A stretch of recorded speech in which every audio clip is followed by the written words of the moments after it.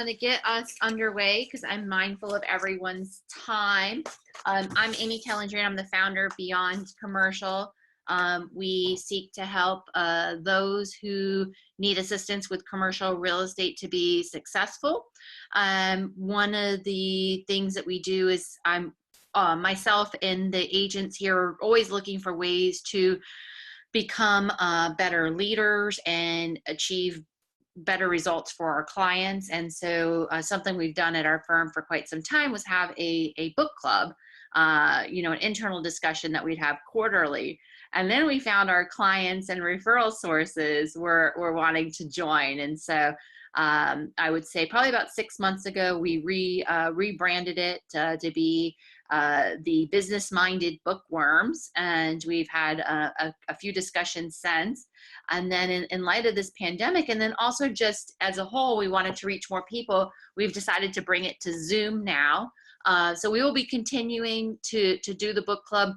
I expect that we'll continue to do it in this format, even when things return to normal. That way we can just expand our reach. Most of the topics that we're covering are not necessarily local to Orlando and can be regional or national. And so, I hope that this continues to grow and grow and grow. And this month we usually have a little bit more attendance, but I I didn't get out the details until a week ahead of time. So we'll do much better time. And if everybody wants to go ahead and hold on their calendar, our next one is actually going to be on August 14th. We do it every 3 months and quarterly. So it's May, August, November, and February. That way we try to stay away from the holidays, and we can still do it every 3 months. So anyways, that's a little bit of background about me and how the book club came into existence. And then I think, our next book for August is actually going to be called People by You. And that's by Jeb Blunt is our next selection. So I'm actually going to get the page up, within the next few weeks. So it's up there for a long period of time. It may start, just marketing well ahead of time, so we grow that. So that's the next book that we're going to do. But today's book is Never Split the Difference. I was recommended this book by a number of other commercial real estate agents in the field, and that's what our book is today. What we'll do first before we get started is we typically go around and do just brief introductions to see, if there's any relationships that we can build with one another. And then none of us really here in our book club lead the discussion. It's more so like open. We'll just kind of talk amongst ourselves about our thoughts and let it be more of like a fluid, less formal discussion. So, we will, obviously there's a number of different guides and such we can go through, and we'll touch on that, but we'll just leave this up to where the discussion goes. And so that's typically how our discussions go. So I will go ahead. I will call out your name so we can go in a linear way. So let's go ahead and start with David. Would you like to introduce yourself, David, and your friend that's there? I'm David, and this is Max. Hi, Max and David. So what line of work are you in, David? I think we've met before, yes. So I'm the video director for Orlando Business TV, Eyes on Orlando Sports Business Update, also a SCORE volunteer as a business consultant at the National Entrepreneur Center. Excellent. And other than that, I just hang around and play golf and have fun with Max. Excellent. And if I can get everybody's permission too, if there's anyone who does not want their information shared with other people after the discussion, just send me a message via email or privately via this chat box. But otherwise, I'm planning on doing introduction email after our session today. So, and my email is Amy, AMY, @beyondcommercial.com. So if you don't want your information shared, just let me know. But otherwise, I plan on doing a group introduction so that y'all can stay connected after today. So thank you so much, David. We're going to go ahead over to Julie. Sit down. Oh, we're still on mute. I don't think your headset's working. Let's try again. Okay, can you hear me Oh, now? there we go. Okay, good. So I am a commercial real estate broker here in Edmonton, Alberta, and I have been doing this for about 5 years now, so just trying to like refine the game, get better, and grow. So I'm in that kind of a growing phase. So that's it. Awesome. Okay, and let's go ahead and introduce Kyle.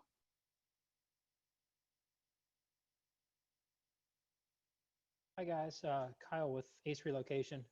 Sorry, I'm doing lunch for a 2-year-old and a 8-year-old right now. So I'm a commercial mover. We perform moves all over North America and even up in Canada. We can move offices anywhere. So sorry, I'm somewhat distracted with her.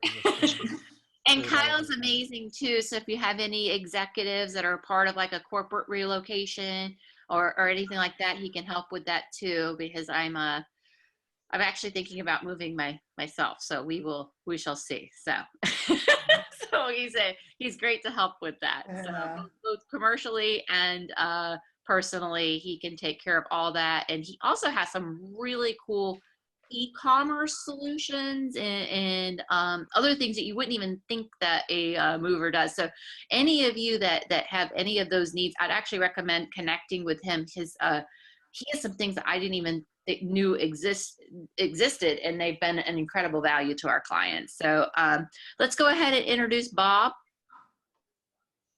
Bob, we're doing quick introductions, who we are and how we can help each other. He might not hear us. So we're going to go ahead to Jannette Joseph next. Okay. Okay. Let's see. Hi, everybody. How are you? Hi. Hi. Yes. My name is Jannette Joseph. I'm actually a licensed realtor here in Orlando. I do real estate full time, primarily residential, and I'm also looking to purchase like my first like a first duplex in Lake County, things like that, to do Section 8 and like getting the education on that. So I'm really into learning about investing and things of that nature, and I'm a realtor full time here in Orlando.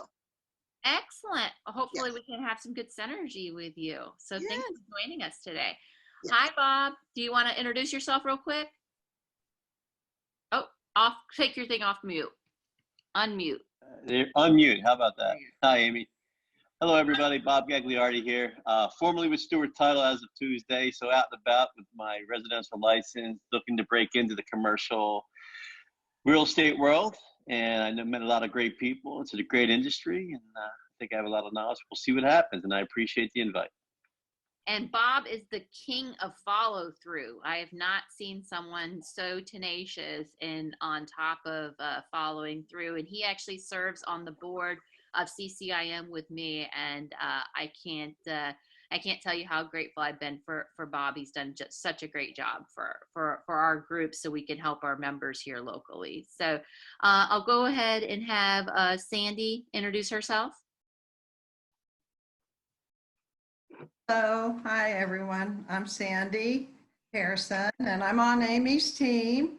It's been over 2 years now. I'm trying to think how long it's been. Yeah. We are all working through this process with COVID together. The commercial side is really busy. Retail and restaurants are where we're seeing a lot of activity, but a lot of new businesses are opening. So on that note, we have a new client, Jannette. They wanted a referral for a residential realtor. I'll get with you afterwards. Awesome. Yeah. Yes, awesome. Thank you, Sandy. Vivian? Oh, you're still on mute. Hi, everyone. My name is Vivian Arroyo. I'm part of the Beyond Commercial team with Sandy, Rafael, and Jessica. We pretty much work as a collaborative team in deals. So there's deals that we're working with. I'm collaborating with Sandy on some, Jessica, as well as Amy. Rafael's the newest member of our team. And so we work more of a team environment and working in more retail and office office and also land. So we pretty much touch on every industry in real estate, in commercial real estate. And we're very fortunate that we have more of a collaborative environment between each other, and it really helps us in progressing our deals to the finish line. Thank you, Vivian. Yeah, one of the books that we kicked off this book club with quite some time ago was Rod Santomassimo's book, Commercial Real Estate Teams Built to Dominate. And there were 5 different component pieces to commercial real estate teams that dominated. And we all covered, you know, a different perspective, but we learned so many like different ideas that were actually brought us together more as a team. And again, that's what the purpose of this book club is we, you know, focus on a different idea that's going to help us as a professional, and in turn help us, you know, service whatever clientele we are working with. So Rafael. Hey, good morning, everyone. This is Rafael Mendez. You can see my family in the background here. I've got my head cut off because you're looking at me right now. But when I'm not doing commercial real estate deals with our team at Beyond Commercial, that's who I'm hanging out with. And our dog, Abby, who's not in the picture. And I think, David, you mentioned golf. I started playing golf last summer, so maybe we can get out to the green sometime and play a couple of rounds. Yes. Awesome. And then we have, let's see. I got that message. We have a KK. I can't see your full name here. Would you like to introduce yourself? I just see the initials KK. Hi, good morning. My name is Keisha and I'm with Keller Williams. Hi there. Hi, how are you? Good, good. We're just doing brief introductions and then we're going to start jumping into the book. Yes, ma'am. All right. Would you like to tell us a little bit about where your office is, what you focus on, and anything personally that you'd like to share? Sure. Well, my office is in the Lake Nona area, and I primarily work with renters and investors. Awesome. Awesome. Well, great. Hopefully we can have some good synergy with one another. I see already some great connections. You know, David's been a resource to our businesses, you know, that are looking to get started with some business counseling, videography, that type of thing. And, you know, I just see a great relationship. So we'll stay connected, and I'll share everyone's information with one another afterwards, unless you tell me otherwise. So to kind of kick things off, would anyone like to start with what they feel was the #1 tool that they picked out? What tool have you seen the greatest ROI for you in your personal or professional life from reading the book or watching his videos? And can I go first? Yeah, Julie can go first. Yes. Yeah, so what I really appreciated how the author, he helped to like label the feeling, and then it just like gives people the permission to like have those feelings and then work through it. I actually found that was very effective when I did apply that with my clients. I felt like an expert kind of negotiator / like semi like counselor, you know what I mean? Having that like understanding. Excellent. Excellent. Vivian, what have you seen great value from immediately? What has really stood out from you for you in your practice? Well, something that I've coming from a sales background, something that I've always used is more of a tactical empathy, and it was really good how he delved into that portion of strategy for negotiations, you know, just to, you know, if you're dealing with someone that perhaps is not understanding where you're coming from, just to have that tactical empathy really calms them down, and they're able to feel that you're understanding them and you understand exactly where they're coming from. Excellent, excellent. I like how he also used, it's like emotional intelligence on steroids. Yeah. Yeah.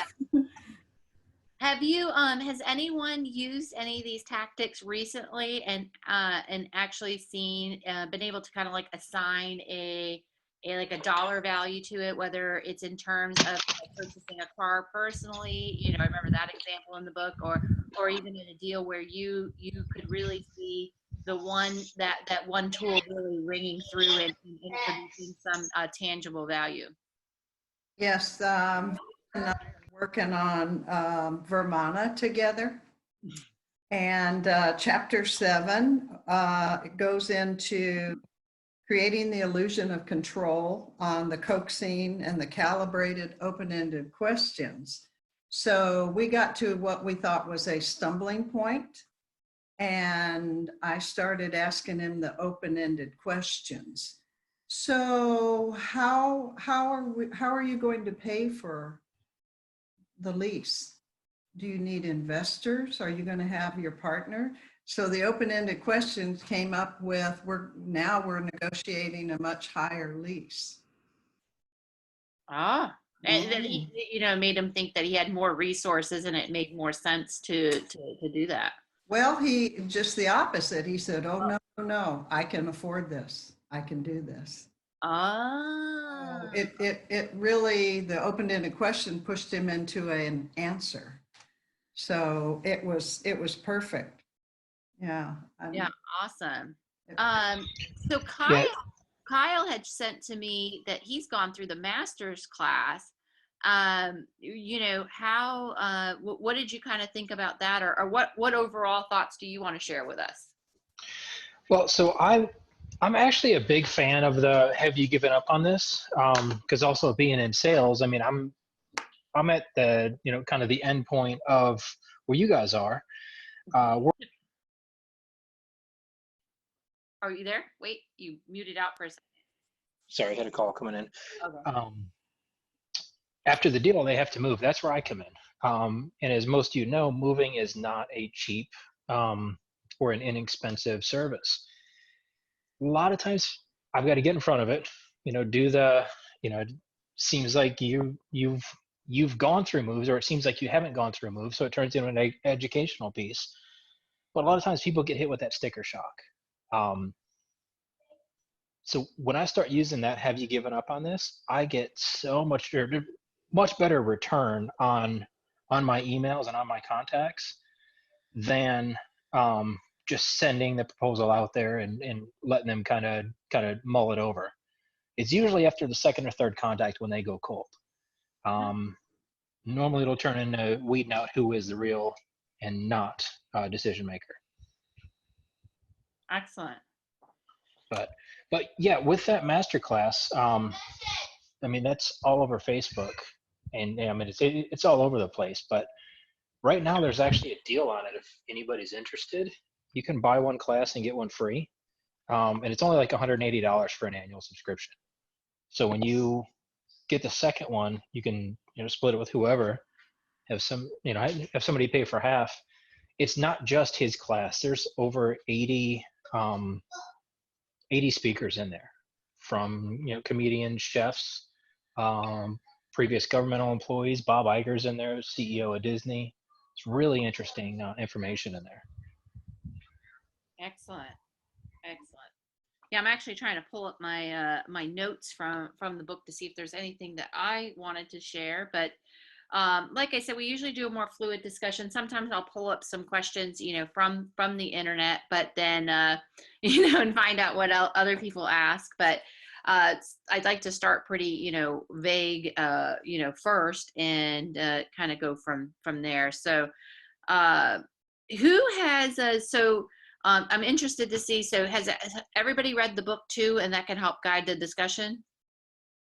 Or has some people read the book and are some people watched the TEDx? I'm still currently reading through the book, obviously, because I joined the firm towards the end of March, but I've gotten about halfway through it. Excellent. So Anyone who's really, familiar with the book, it would say is, there's a lot of really good like summaries out there. I think that, sometimes it's great that Chris provides these examples of each of these points, but sometimes you can actually go on to these, cliff notes and garner, just as much of the information, because he does go into great detail. So anyone that can do that, but overall, he has for high stakes negotiation, there's five big ideas, that I found in the book is listening, which is something from reading the book I've been working on more so. I'm one of those people that people who know me know that I have challenges with silence. And I tend to, Vivian knows. So, there's been points where we're presenting a contract to clients and I don't know what it is. I cannot stand, like the silence. And I want to just fill, every single bit of air, like I'm doing right now, with words. And one thing from reading this book and, knowing that sometimes it's just better to, stand back, present something, maybe ask them a question, but just let them go. And you just, you'd be amazed, the treasure trove, of information that you can get from doing that. So, and the greater likelihood of success. And so, it's been great. So, has anyone have been working on that, or have any experience with that, or have any listening tips?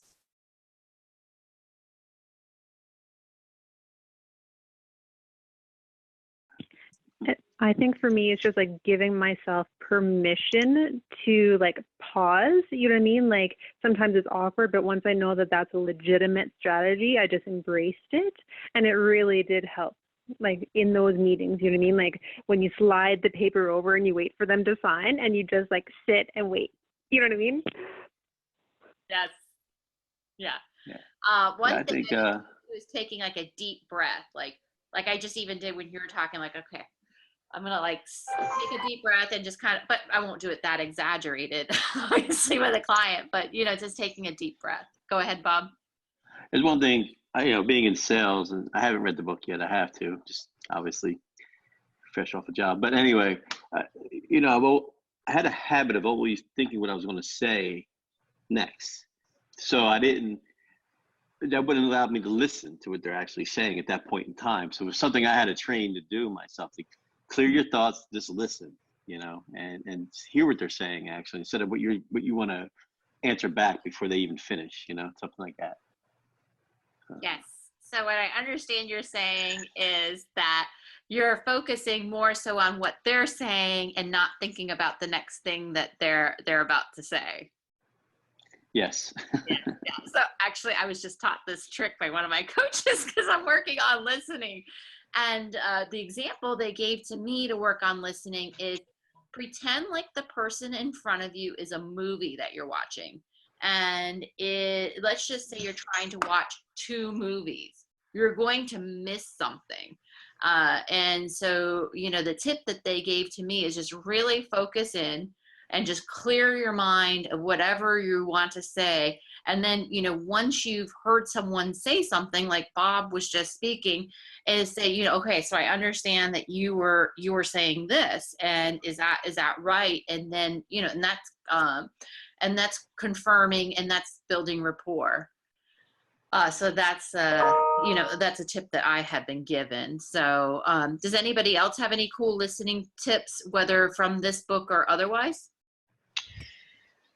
I have one from the book, but it actually came directly from Chris. A mastermind group I'm part of, we actually had him on a live Q&A.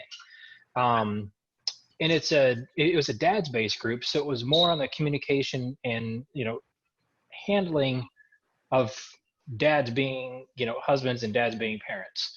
So negotiating with an 8-year-old on how to go to bed. You know, like along that lines, but how you can convert it to business. And the biggest takeaway a lot of people took from that, he said, take the word I out of your vocabulary when you're talking to people. He said, because when you put I in there, it puts the possession and all the things back on you for the person on the other side of the table, or the other person in the conversation, to start figuring out your problems. And then change those I's to the it sounds like, it seems like, it feels like. So he said, just doing that, it's a huge retrain, because everybody's so used to saying, you know, I feel like you're wrong because this is what should have happened. When you convert it to it seems like, it makes it more of a neutral conversation. You know, I makes it sound like you're standing up above them, or you're up on a pedestal talking down to them. And then just the conversation itself gets received, or is received better by removing the word I. That is interesting. My brain is scrambling itself right now on how am I going to synthesize the tip, how am I going to synthesize repeating what someone says without saying I understand. But I think you would almost say, it seems like what you're trying to say is that we should remove I from our vocabulary. So yeah, that's hard. Like that's challenging. Have you seen success in that, Kyle, with your children and in business? With my children, with my wife, and what's kind of getting me now, and I mean, Amy, you're in the same boat, married to an attorney. They're always, 9 steps ahead of you in a conversation. My wife read this book as well. So now both of us are, Chris Voss and each other, and we know it, and we're, I'm in sales, she's an attorney. Neither one of us like to lose a conversation.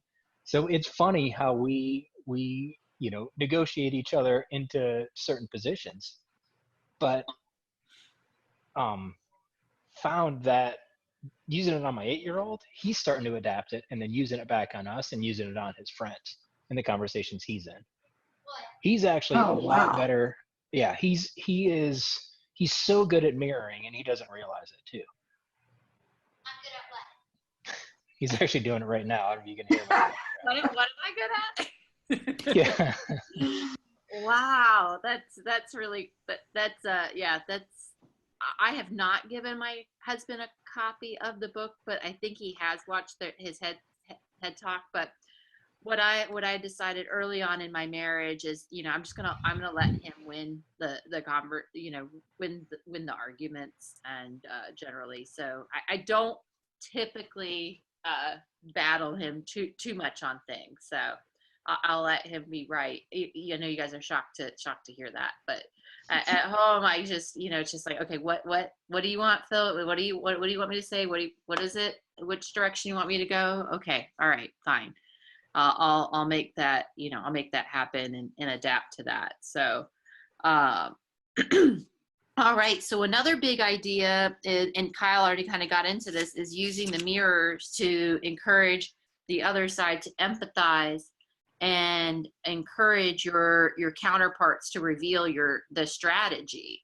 So has anyone had any experiences recently by through mirroring, you were able to kind of get into the mind and the head of the other side and determine their strategy and use that to your advantage? No? Okay. I didn't use mirroring, but recently I am working on, might be moving.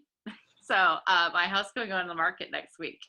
And so we are, one thing I noticed by asking, open-ended questions to the other agent and then standing back, and this goes back to listening, I was able to gain a lot of valuable, information. Like, for instance, I articulated to them that, we aren't looking for a bargain. We want to pay, a fair and reasonable price. What is market for this home?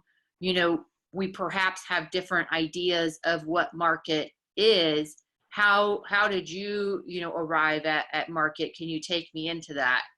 And, he basically revealed he's helping his brother sell his house, and he has not a single comp to justify the listing Oh my price. God. Doing whatever his brother wanted it to do. And so what we were also able to determine at that point is that we just really need to move on. We have an unmotivated seller who wants a price that can't be substantiated whatsoever, and we're going to move on. But by asking those questions and then just standing back, we were able to realize, uncover a lot of information. So so in business, you're often, it's all business, and relationships are so important. And so by using empathy to talk to other people, it can help to get deals done. Has anyone increased the amount of empathy that they're using recently, or have used it in the past? Oh, absolutely. Yes. I think just checking in with people and asking, how are they doing? Because some people are moving along pretty smoothly and other people are really just trying to stay out of crisis mode because they're trying to homeschool and pretend they're fully engaged in their job and navigating so many things. So a lot of my client discussions lately, I would say, are maybe 60%, 70% on how are you?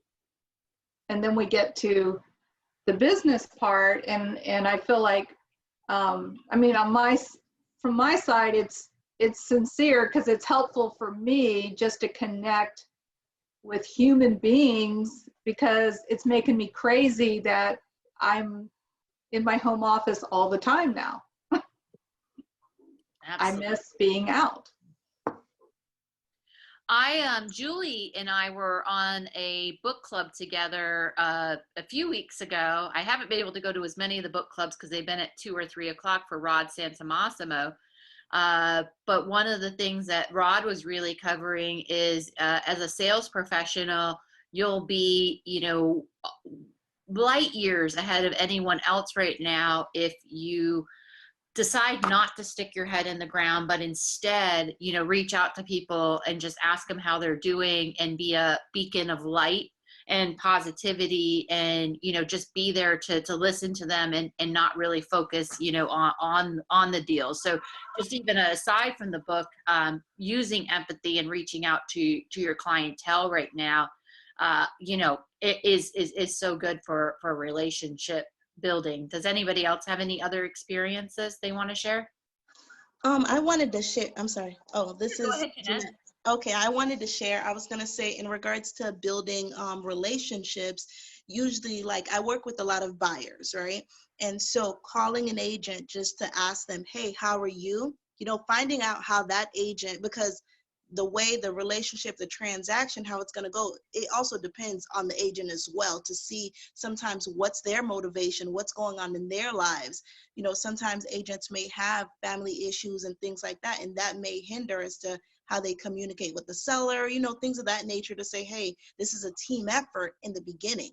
You know what I mean? You put that up front. And so sometimes I find that they may fight a little bit harder for you, for your buyer's offer, just because you put yourself in that position. And it could be something as little as to how they say something to the seller. And if they have a good rapport with you starting from the beginning, I think that helps. So I feel like I've won some offers in that manner. And sometimes our offer that we put in was a little bit lower, but because, hey, the way that I communicated with that agent, of course, they're going to want their seller to get the most money in their pocket, but sometimes that's not always the case for the seller. That's not always their number one.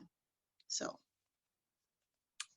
I would agree with that. Building, a lot of people, they view the person on the other side of the deal, whether, you're working in residential or commercial or any kind of sales, the people that you work with, or Amy she's in furniture and office workscapes, and you have to you get a lot more with honey than you do. I think the saying is vinegar, or I could be saying it wrong, but I have had people say to me before, they're like, well, I work with the same person. How is it that you're getting a way better deal or a way better result than I do?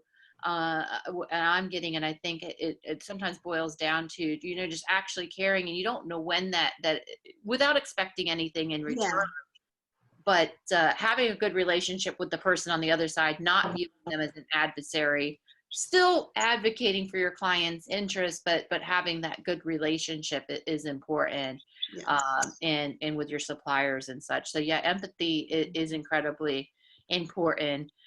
Jannette, do you have any kind of questions that you ask, or other than how are you to build the relationships with your clients or those people that are on the other side?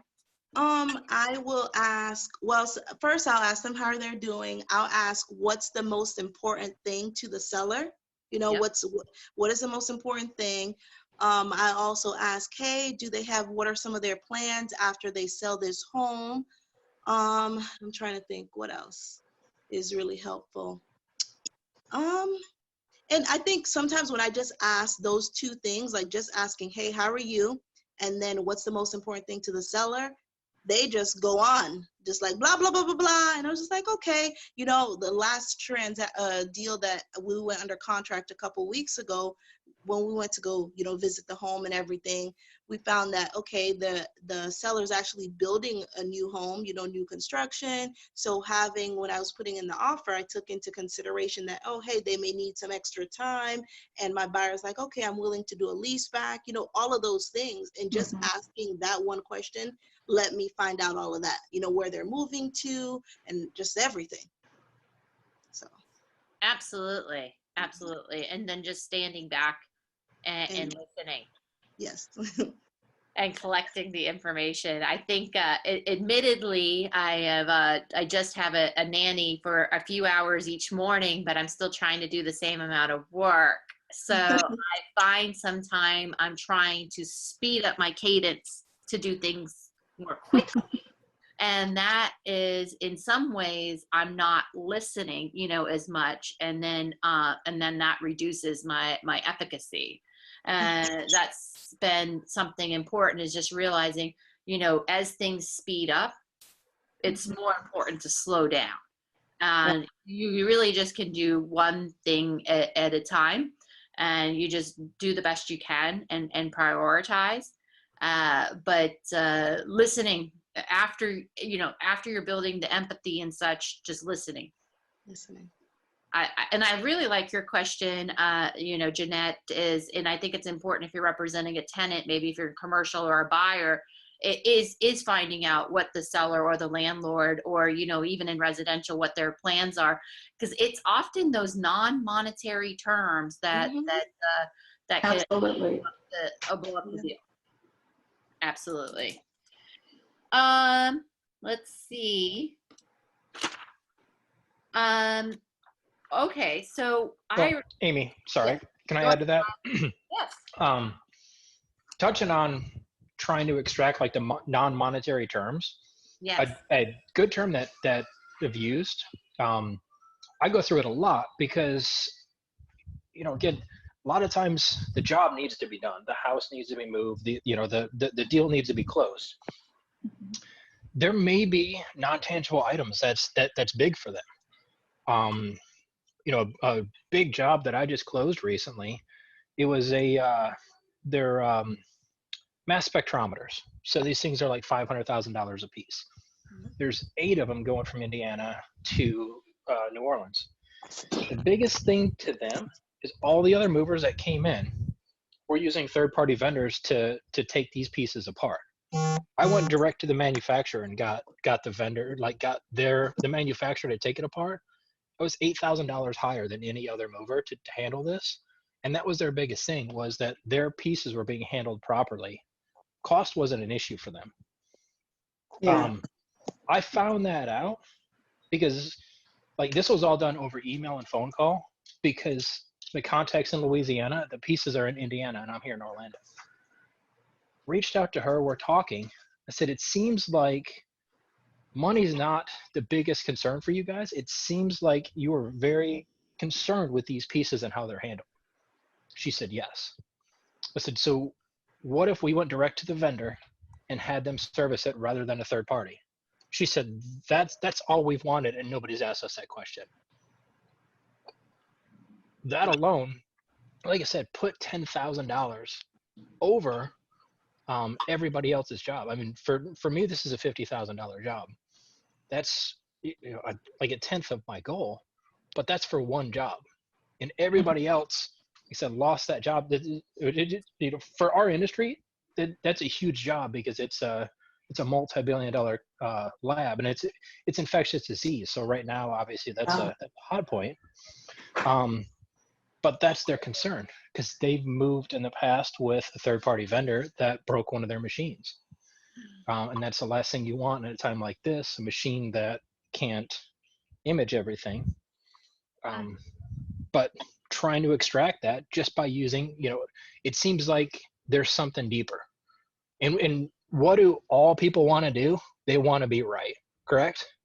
They, you know, even if they're told something wrong, they want to correct somebody. Even when you tell somebody a statement that's incorrect, the first thing they're going to want to do is correct you. I've found it's easier to do that, even if you're using a wrong and an incorrect statement. They're going to correct you, and that's your piece to go on. Like that's your empathy to dig into. Excellent. That's a really, really good piece of information there. Has anyone else been able through using, you know, it seems like, or other tactics in the book, or just even otherwise? Well, actually, let me ask a more open-ended question. You know, what different tools have you used, whether in the book or otherwise, to uncover those little nuggets to gain an advantage in any deal that you're doing?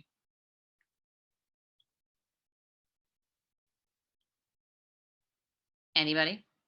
I think a really important part of the book for me was when you're talking to a client and you feel like there's something that they're maybe upset about, or, you know, and oftentimes you kind of don't want to bring that out because, you know, it seems like they're getting really pissed off, or, you know what I mean?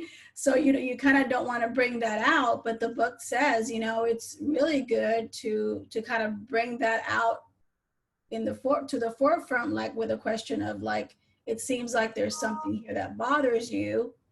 And then that kind of brings it up and crushes it and kind of switches from that reptile brain going up to the next level type of brain where there's more of a communication that can happen, and more rational type of thinking that will come out of that, instead of just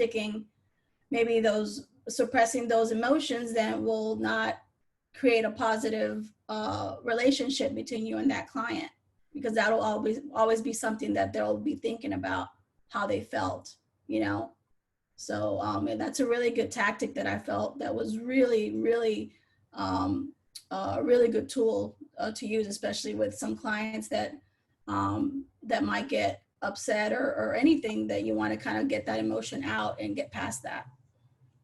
Correct. And a lot of times the thing is any of us, no matter what industry you're in, you know, Amy's in furniture, you know, Kyle's in moving, you know, you have a client that you're working with and they're getting just all amped up and upset, thinking that you aren't doing everything that you possibly can do, but they may not understand everything that goes on behind the scenes.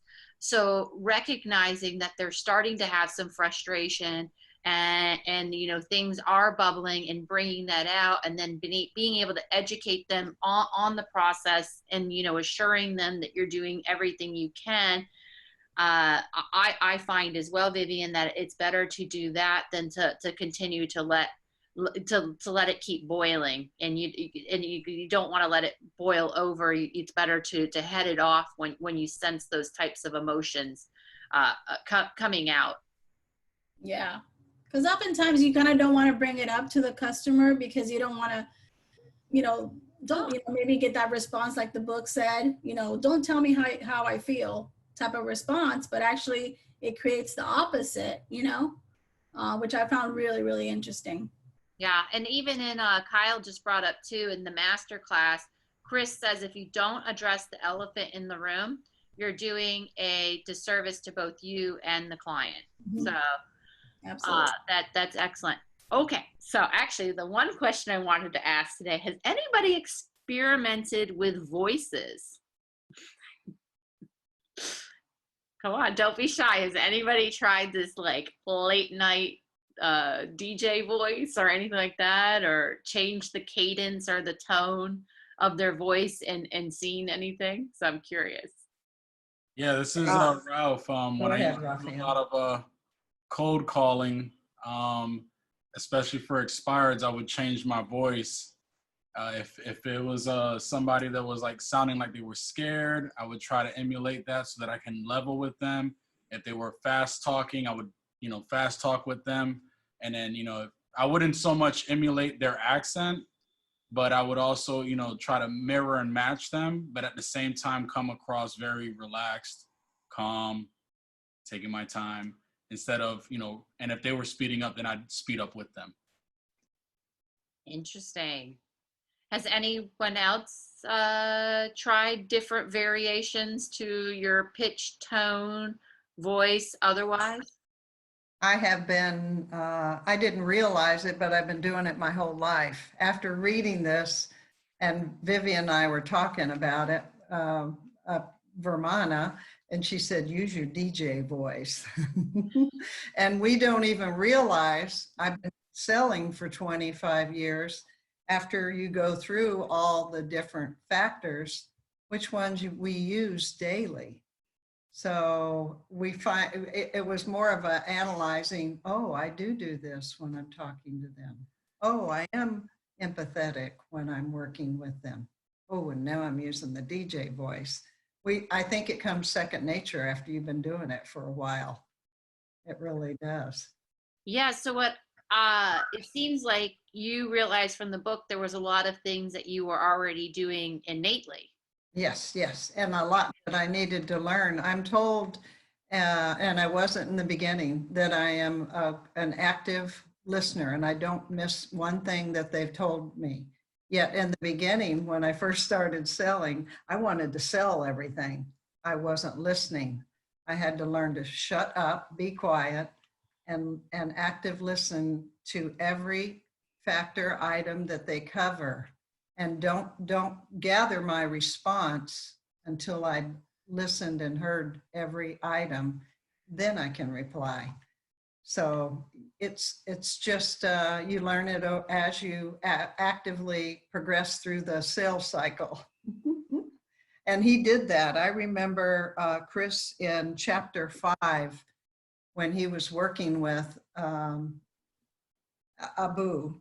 And Abu, he could not assess and understand what he wanted or needed. And he said, they should make a movie about me. And then he understood when he listened what he wanted. He wanted the significance. He wanted to be the big highlight, the big star. So actively listening is important. Excellent point, Sandy. So that leads me into another question is there anything that you were reading the book and you're like, yes, A+, I already do this and it's innate to me, either whether you watched the TED Talk or read the book or has heard something in this discussions even so far, because I know Bob hasn't read the book, but anything you've heard in the discussion so far and you're like, oh my God, A+, I already passed this. It's not something I've had to even study for. Well, Amy, I've realized this, Bobby. I realized being from Philadelphia, I have an accent and I can tend to talk very fast. So you have to judge your room and the people in the room. I wouldn't say my DJ voice, I call it my professional voice. So, and you also learn your crowd and the person you're talking to in the room you're in. and how you speak. Because when I'm with certain brokers or attorneys and we're out in a very casual setting, a little closer to friendship, it's a little more loose language and not cursing, but a little more loose language and relaxed. Whereas a room of new people I haven't met yet, like attorneys, it's talk a little slower, pronounce your words a little better, and just seem to be more professional. And actually, maybe not speak as much, just listen more. Kind of things I've learned to try to do myself. Excellent. Yeah, I've learned that a lot of people like to talk about themselves, so let them go ahead and do that. I think that's what we keep going kind of back to. Anyone else from reading the book, felt like this was like something that they already did, innately? Any particular skill within here that we haven't already talked about? Yeah, this is Ralph again. One of the things that struck me was in sales, we're commonly taught to, look for yes. And reading the book at the beginning of it, he was talking about getting to the no questions. And instead of looking for yes, start getting to no, because that's when okay, this is where the real negotiating starts. Because you kind of run into the real roadblock. And now, well, what's going to be the solution to fix whatever it is in that scenario? So I found that very interesting, because when you take other trainings, they're always pushing yes, yes, yes, yes, get the yes, and he went against that. Excellent. Great. Does anyone have anything I haven't brought up yet that they'd like to ask the group or talk about? Yes, Amy.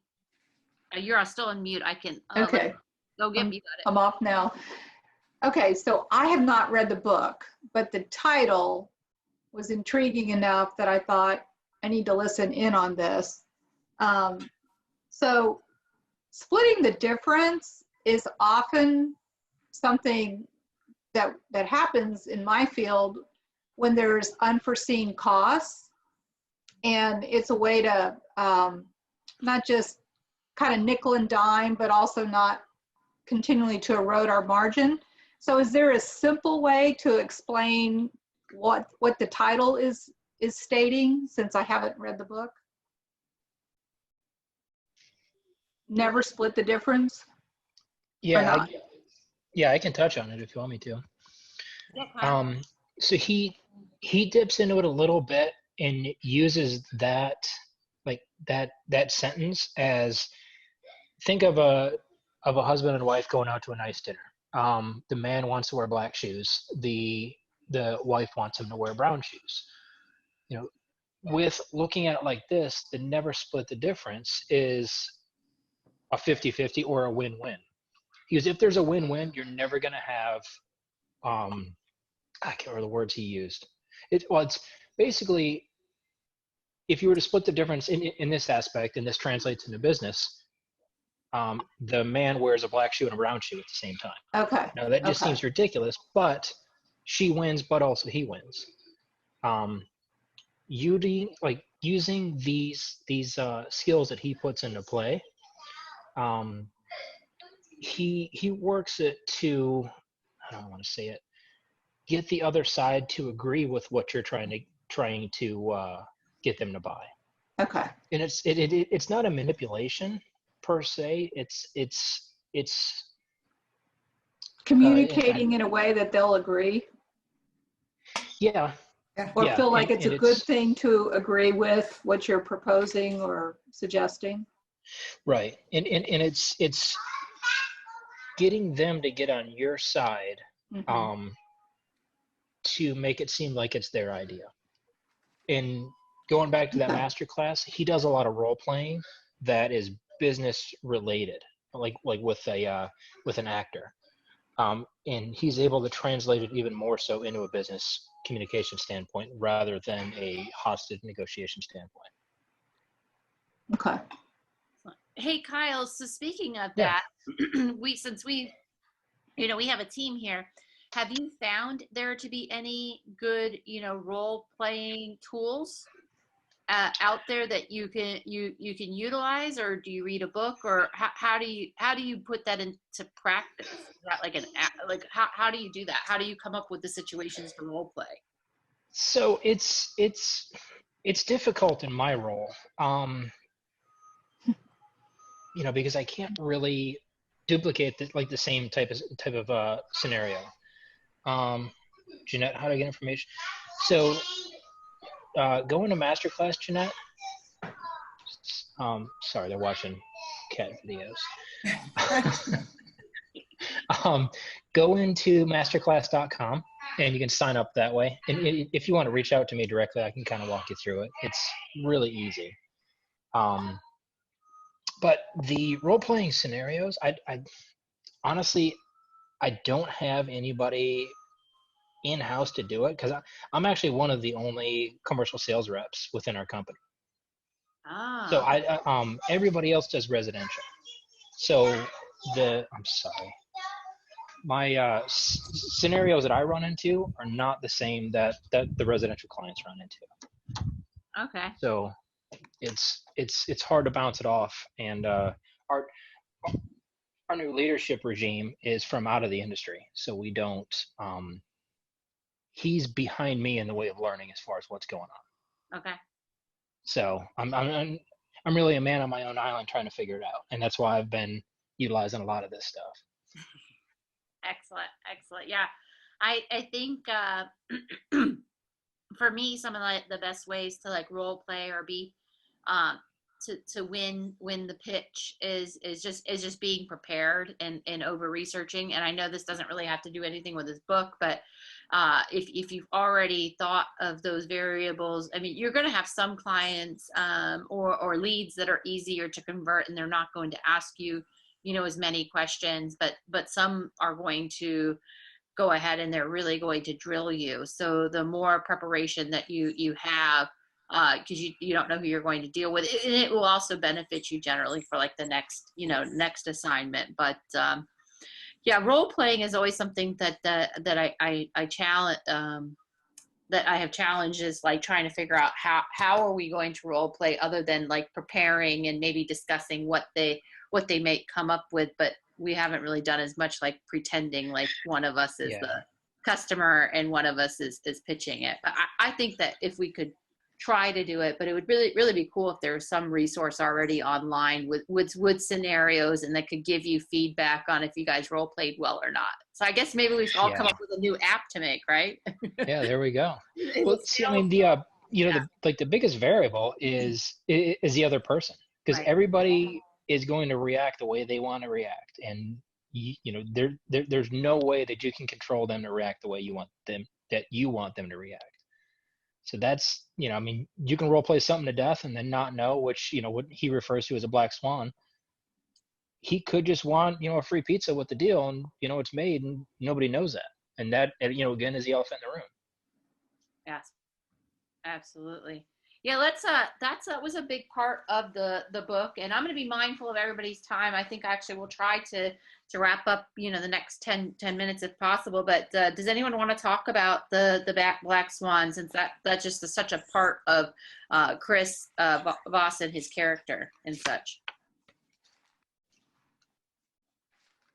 Anybody? Rafael. Touch on that too. Okay, let's let Kyle go, and then I'm going to make Rafael go. We hasn't gotten to that part yet. Yeah. So I mean, a lot of that plays into, even if your statements are incorrect, let them correct you and hold on to those words. And if you have to mirror those words to get them to dig in more, that's going to turn into hopefully some kind of black swan. Part of his master class, and most of you read the book, was about the tobacco farmer who parked the tractor in the mall at DC. He didn't catch it.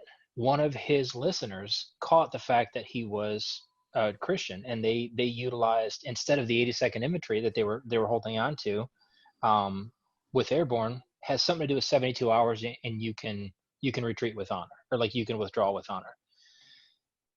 One of his other assistants caught the fact that he was Christian, and had something to do with the dawn of the third day, he was able to utilize that instead of leaning on the 82nd Airborne and that, I guess, mindset of withdrawing after the third. He was able to get him out a day before. That was all And because then of I just listening. realized, oh, sorry, go ahead. Yeah, no, that was all because of listening. And I mean, we don't all have 6 or 7 people behind us listening to your customer, because it's not feasible. But little things like that, people will tell you things, and it's hard because we really only retain as such a small portion of what everybody tells us. Yeah. What does he say? Listen to the things that sound like they don't matter. Because to you, it may not. To them, it does. And when you can reflect on those, that's where a lot of the empathy comes in. Absolutely. Oh, and then Kyle, did you want to summarize real quick for those who haven't read the book what a black swan is? So a black swan is the unknown unknown, and it dates all the way back to the 16th century. So there were always white swans, and everybody knew the white swan was the standard. Explorers went to Australia, they found a black swan. They had, like, it was the I can't remember what he calls it, the impossible unknown. It's like nobody knew it existed until somebody realized it existed. So that's what they've been hanging their hat on. And actually, the Black Swan is the name of their consulting group. Yeah. I actually looked at joining one of his classes. He comes to the Citrus Club every once in a while. He is proud of his tickets, very proud of his tickets. But it's a whole day hands-on. It's I think the last one he did at the Citrus Club right before all this hit was like $4,000. A ticket? A ticket. Holy guacamole. Yeah. But I mean, a guy that rewrote Quantico's negotiation and is taught at Harvard, I mean, he can ask for it and he gets it. But yeah, it's a little rich for my taste. Makes me a good negotiator. Yeah. Oh my gosh. Wow, that's incredible. But he does like 2 or 3 times a year, comes to the Citrus Club and holds a class. That's incredible. Wow. Okay, guys. So anything else that Amy? Yes. One of the things on the Black Swan, and Kyle just touched on it, that made me research was the first point he said was leverage. And I thought, all right, what does he mean by leverage? Let me look it up. And the definition was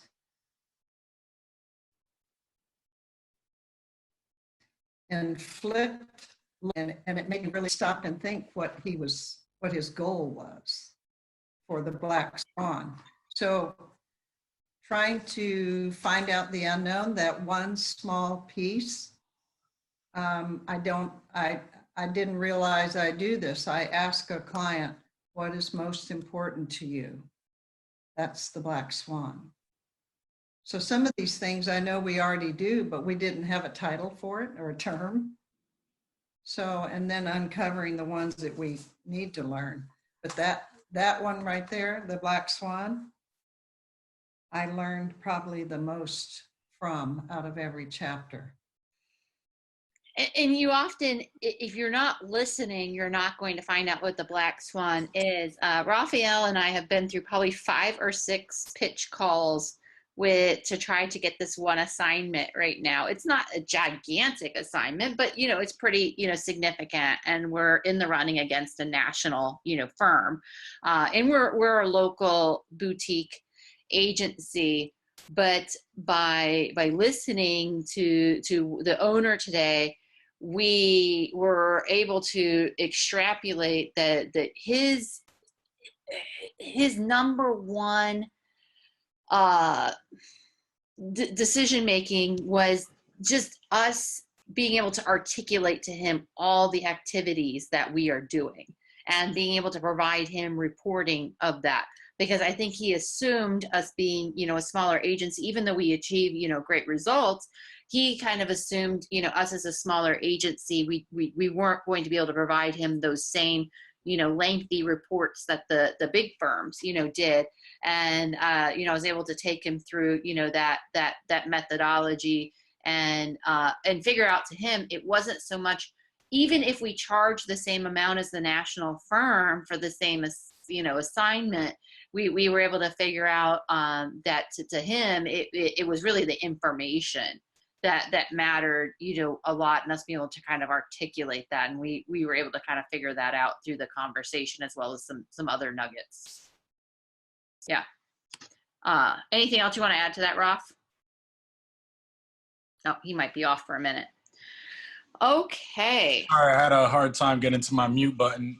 Yeah, definitely. That was one of the things. And even initially when we first met with them, we clearly identified their needs just by listening to what they were, stating to us, because initially it was just to be, for example, a lease. But then we uncovered more things that brought some other potential factors in there. And it was just by listening and then asking the right questions, placing them in the right spaces at time. Yeah. Okay. Hey, Amy, so is he over, or is he worried about the fact you guys are a small firm going against a national firm? Like, if you guys address that? Yeah, we did. He, sometimes bigger is not better. Right. And so what I typically do when I'm in that position is I'm able to articulate that we have the same tactical capabilities of the other firms, but what differentiates us is really the customer service, as well as our hunger, and Okay. to get things done. And usually that really resonates with someone, because there's not really anything that they could list that a national firm has that we don't have. Right. Much to the chagrin of my profit margins right now. So we, because we do such incredible, investments, it does, cost of it to do that. But, we have all the same retails, and so all the same, tools as the other firms, and then being able to just, and I think if it's an assignment here, that we really have that specialized knowledge, but we did figure out that, and then I was able to figure out later on, and so back to that question too, the person that had referred them to us, I was able to figure out later on that they do like to work with boutiques if there is a quality agency that is comparable to the big firms. And so once we were able to qualitate that, we were on the same level as far as our skills and abilities and such, but we were in a more boutique customer service setting than that we were just told. We were on, that was one reason I started the phone call late. We were just told, it's like, send us the listing agreement. So fingers crossed that we get that signed. So There you go. Yeah. Yeah, because that's something you probably could have dipped into and said, it seems like you guys prefer to use more boutique agents than the big name. I mean, obviously it's a lot easier to dissect something after it's happened, but things like that to identify, because right there he's either going to tell you yes or no. Right. And then you can head down the path. That's interesting to say. Instead of me stating what we are, let it come out of his mouth instead. Yeah. Because now he's on your side instead of the other side of the table. Yeah. And that's where, again, who was it who asked about the never split the difference? That's where Amy asked about, because now he is agreeing with you the fact that you're a boutique agent, or he's either saying, it's not that, it's we have a relationship with the national account. Going that way, obviously it takes a little bit because I don't know how your verbiage goes, but I mean, like, we could even handle this on on another call. Things that I've handled, same concept, going against national moving companies compared to a local moving company. You know, maybe that's we can- interesting though, because if you really dive into that, and you know, we're going to all continue, including myself personally, start listening way more because I know that I'm missing nuggets. But Yeah. you know, if I had really extrapolated that at the beginning, we could also figure out if they're just sending us through a dog and pony show to then beat up the big firm, maybe Right. even. Instead of, you know, maybe figuring out later on that they really do want a more craft curated, customized experience, figuring out if that's what they want, or are they just using us as a tool to beat up the other side too. I think you're 100% right, Kyle. Go ahead, Bob. Oh, I thought you were going to say something. Oh, no. I was agreeing. That's disagreeing with you. Yeah, that's a really good point. I'm learning so much. So, all right. Well, we are, you know, 14 till the hour. If does anybody else have anything they want to chat about, or otherwise, I'm going to do an introduction to everybody. Nope. No, good. For those of you who are mothers or grandmothers or mothers to fur babies, or have a mom in your life or whatever, enjoy your Mother's Day, you know, in a socially distant, responsible way, of course. And we really appreciate you joining us. We will have our next book club in August on the second Friday. And as I said, I think the book is called People by You, and by Jeb Blunt is our next book. But I am going to go ahead and get the Eventbrite up